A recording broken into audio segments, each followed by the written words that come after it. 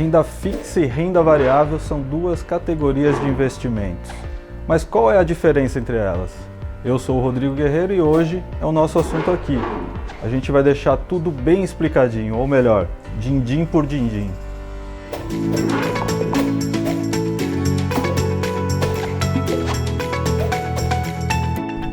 Vamos direto ao assunto. A renda fixa é composta por títulos de dívidas, que podem ser do governo ou então privadas. Já na renda variável entram outros investimentos, como ações e ouro, por exemplo. A principal diferença entre as duas categorias é que na renda fixa, mesmo que você não saiba exatamente o quanto vai receber, você tem a possibilidade de calcular o quanto o investimento vai ter de rentabilidade. Isso porque é possível ter uma referência para estimar o que a gente vai ter no futuro. Na renda variável, a gente não tem essa referência. Então, o que você recebe ao sair do investimento vai depender da lei da oferta e da procura.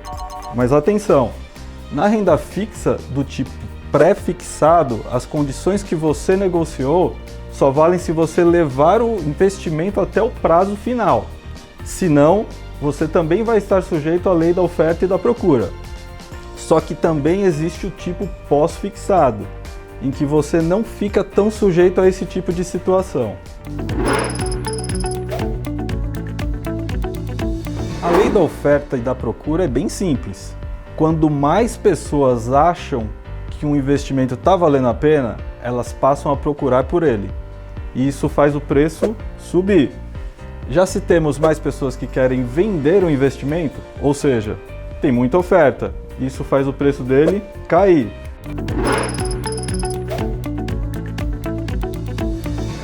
Vencimento é o prazo em que o dinheiro volta para suas mãos, se você mantiver seu investimento até a data combinada. E essa é uma importante diferença entre renda fixa e renda variável. Você já reparou que uma ação não existe esse tipo de prazo? Pois é, na renda variável não existe prazo de vencimento. Então, você só se desfaz do investimento quando vender ele.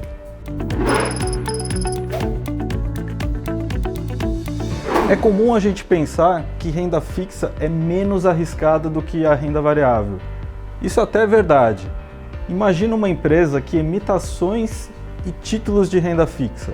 Se a gente fizer uma comparação direta, as ações vão ser consideradas mais arriscadas. Mas se a gente comparar emissores de empresas diferentes, a coisa não é bem assim. Você pode, por exemplo, ter uma ação que seja mais estável, assim como títulos de dívida muito arriscadas. De um jeito ou de outro, quando a gente estiver falando de investimentos mais arriscados, é bom pensar mais no longo prazo, para que eles tenham mais tempo para tentar se recuperar de eventuais perdas.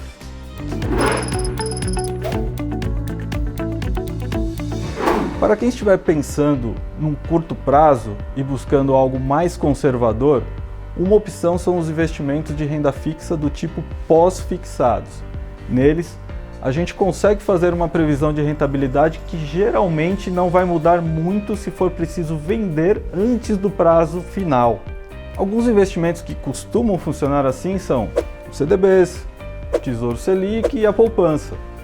Todos eles seguem algum indicador, como o CDI e a Selic. Se você quiser entender os pós-fixados e os outros tipos de investimento do universo de renda fixa, a gente vai deixar um link para uma animação super bacana de outra série aqui no YouTube da Ambima.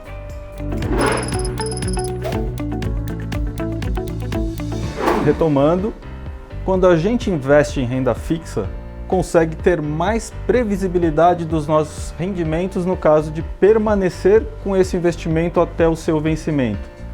Lembrando que esse lance de esperar até o vencimento é relevante para os investimentos pré-fixados.